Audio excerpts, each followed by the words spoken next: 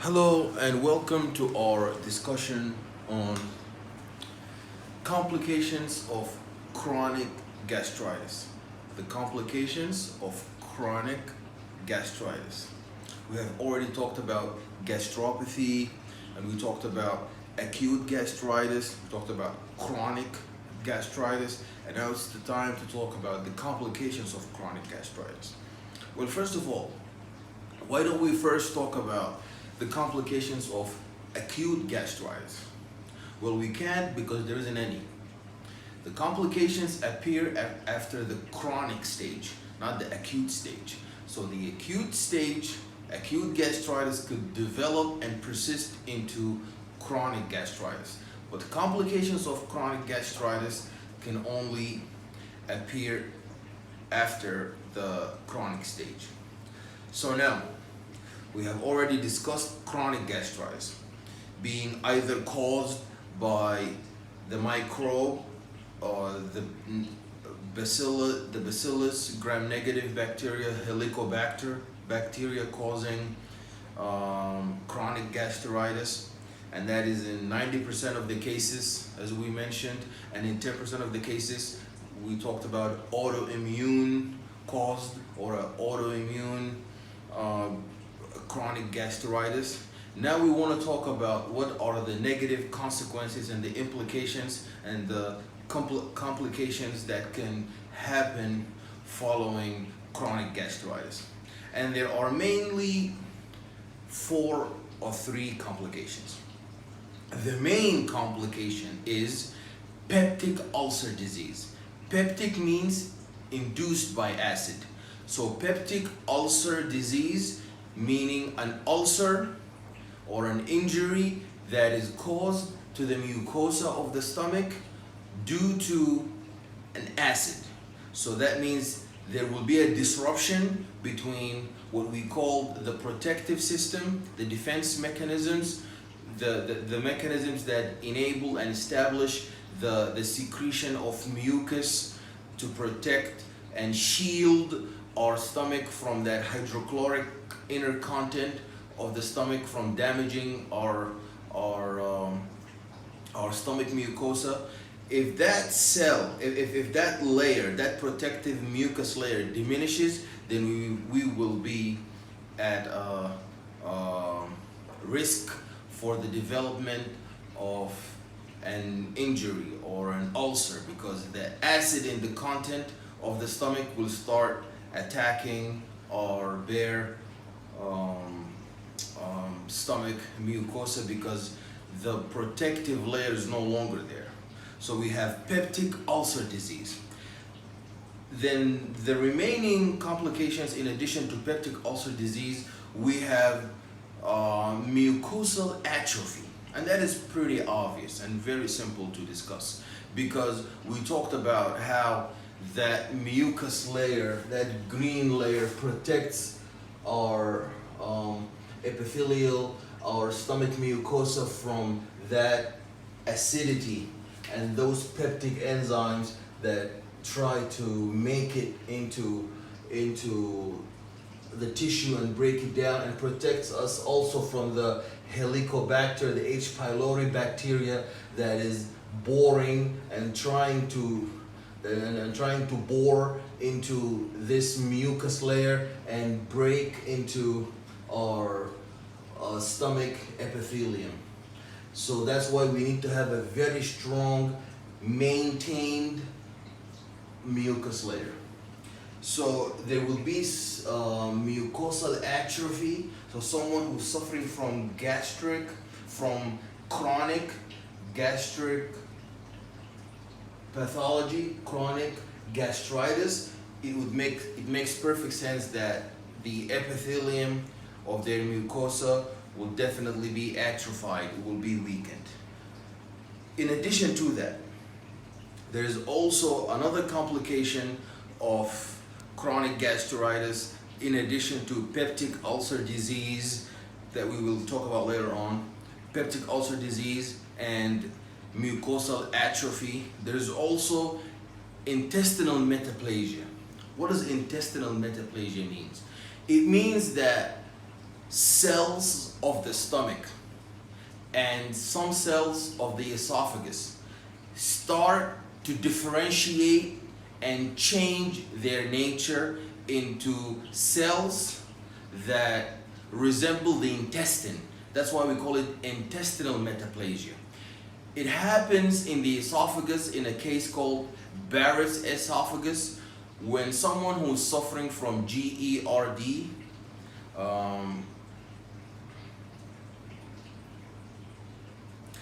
gastroesophageal reflux disease, where the gastric content, the acid content of our stomach starts to escape into the esophagus, and when that acid is in touch with that esophagus, remember the esophagus lacks that green mucus layer that protects the stomach, because the esophagus is not the stomach, it does not have that protective shield, so that acid will start reacting with the esophagus, and then the esophagus has to adapt to this stress, this acid that is burning and harming it. So it will change from that esophagus cell type into a columnar cell type that is, it will change from I'm not sure, probably squamous cell type into a goblet cell.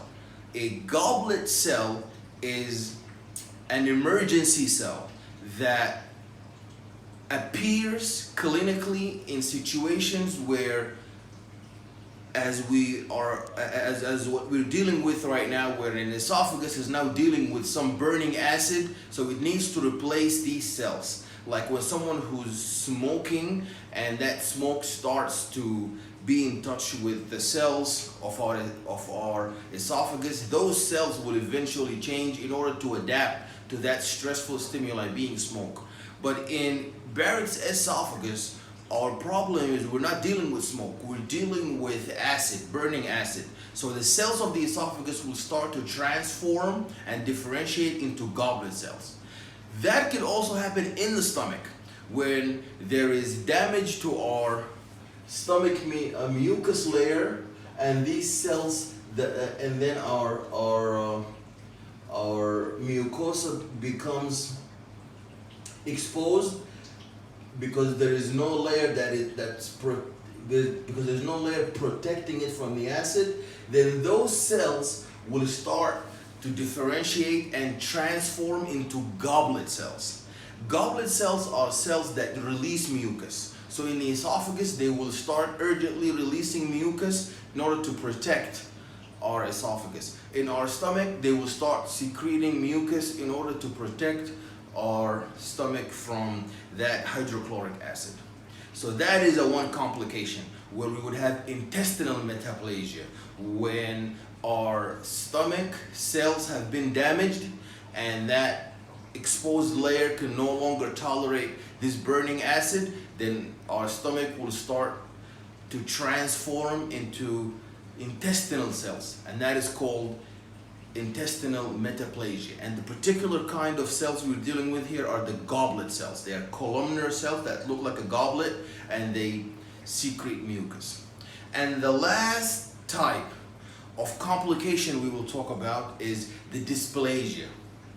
The dysplasia of our stomach cells during times of chronic gastritis. So that means the mucosal layer has been damaged, and there is an injury, and there is an inflammation, a severe inflammation.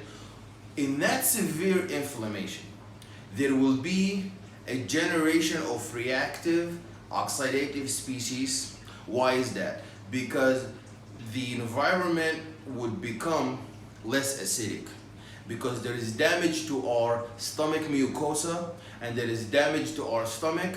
The parietal cells are no longer able to secrete acid properly, leading to the pathological phenomenon we talked about earlier, known as achlorhydria, where there is a drop in the acid content of the stomach.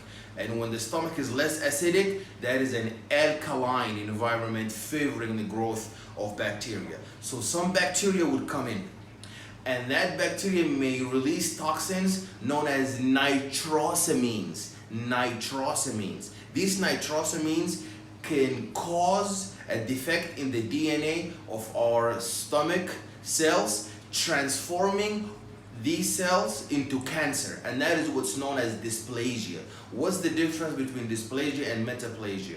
In metaplasia, we would transform from one cell type, from the original main cell type, into an intermediate adaptive cell type. However, in dysplasia, we would move from the original cell type into a pathological cancer cell type.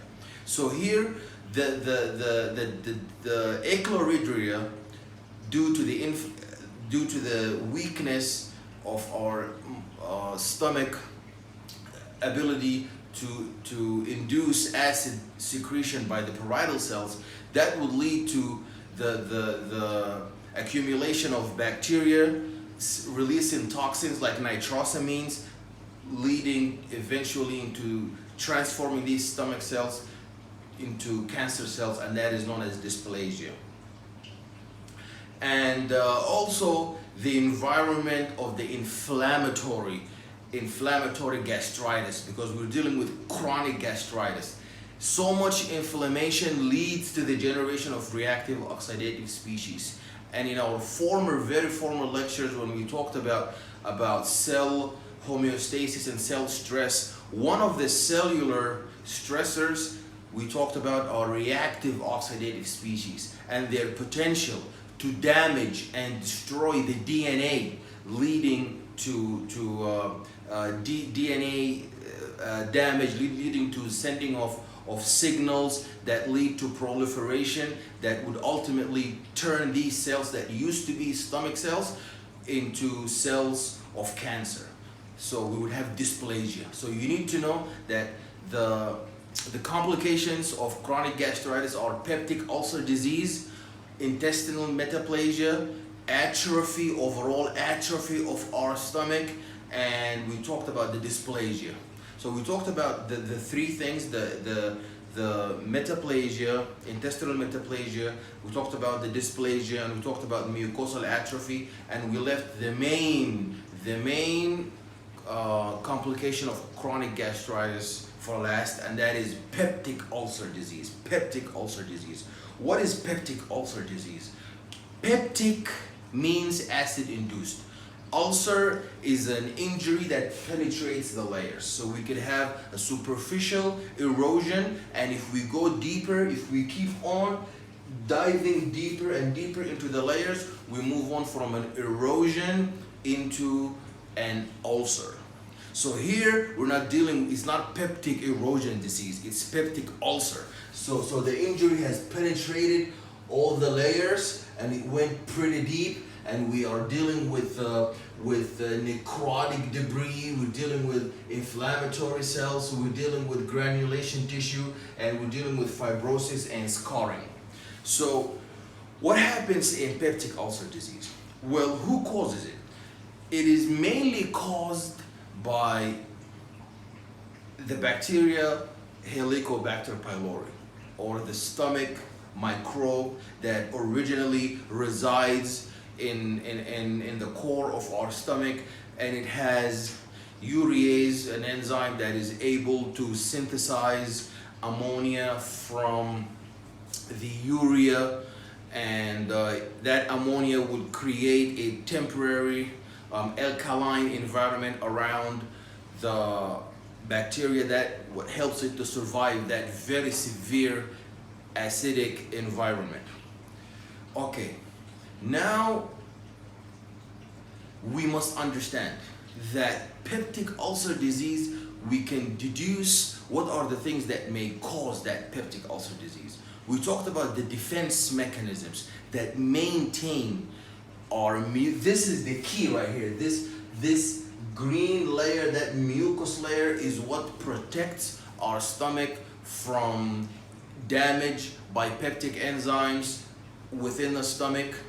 And we talked about how these peptic enzymes can digest, for example, a piece of steak and a piece of chicken, but they cannot digest our own stomach, because our own stomach is protected by a protective layer from within, from inside, that separates and isolates that core, that hydrochloric acid core from our stomach. Now, if there is, and that layer is an active layer, so it's constantly being synthesized. That mucus is constantly being secreted by foveolar cells in the stomach mucosa. So damage to foveolar cells would lead to a diminish in the secretion of the mucus, causing a vulnerability in our stomach to having an injury that leads to gastritis or an inflammation. We talked about how the use of NSAIDs like aspirin or ibuprofen or naproxen, these non-selective COX-1 enzyme inhibitors, they would eventually, these NSAIDs, they would block cyclooxygenase, and cyclooxygenase would block the synthesis of prostaglandin, and the blockage of prostaglandin leads to a relief from pain during the times of inflammation, because prostaglandin is implicated in the carrying of the signals of pain in inflammation.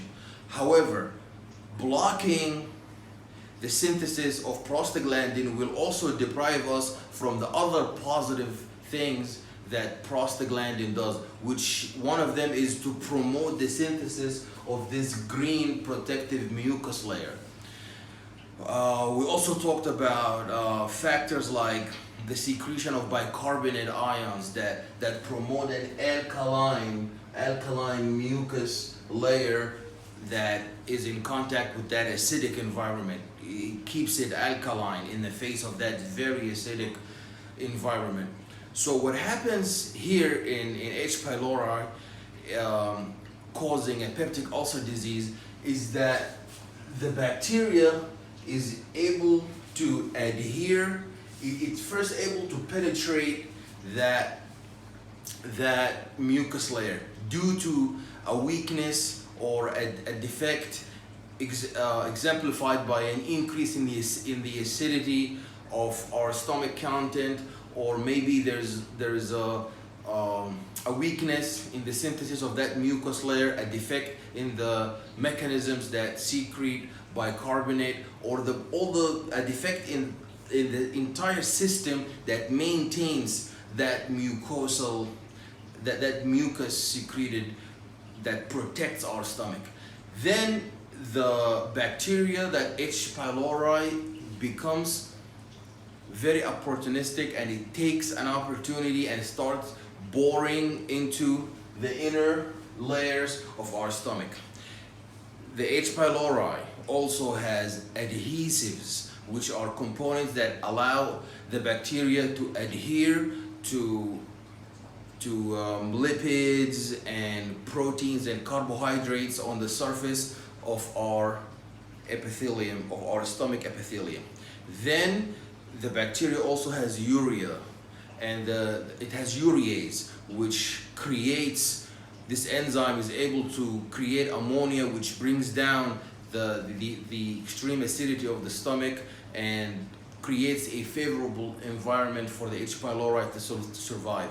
And that eventually leads into the creation of an ulcer that is called peptic ulcer, that has other complications. That's why the disease is called peptic ulcer disease. So the treatment in a peptic ulcer disease that is caused by H. pylori bacteria is to obviously treat the virulent bacteria by administration of antibiotic therapy, and also the use of proton pump inhibitors. When we have proton pump inhibitors, we decrease the overall acidity that may cause further damage and further deeper erosions into that ulcer, because the acid, as we said, will be able to penetrate and harm that layer of those subsequent layers of the stomach, because our mucus protective layer is no longer there. Okay, now will peptic ulcer disease only be caused by Helicobacter pylori? That is not true. Peptic ulcer disease could also be caused by chronic use of NSAIDs. For people who must always use NSAIDs as painkillers or relievers from medicine, or relief from pain.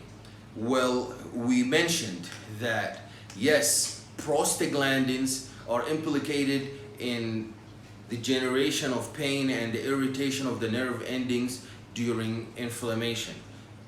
The component of inflammation, that is pain. You know, inflammation has 5 components: pain, redness, heat, and swelling, and loss of function.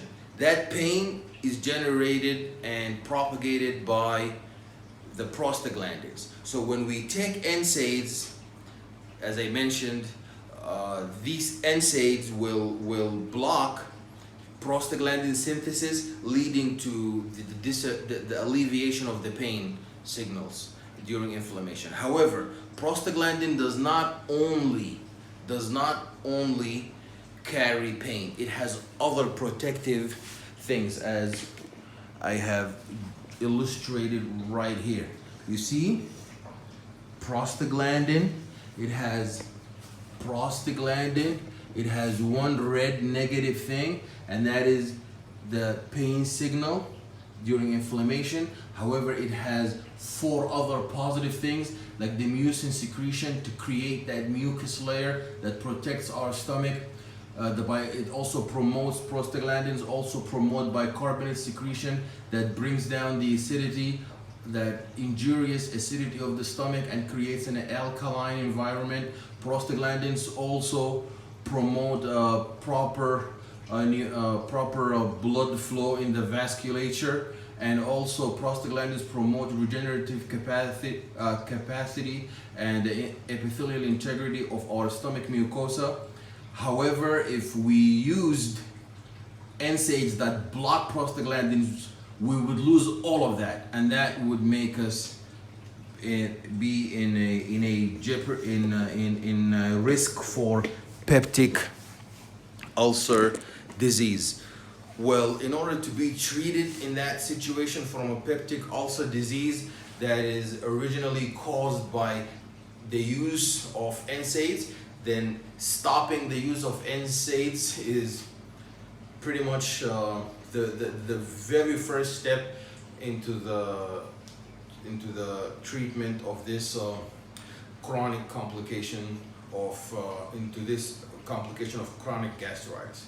So that's our first step into the discussion of the complications of chronic gastritis, and I'll see you in our next topic. Thank you very much.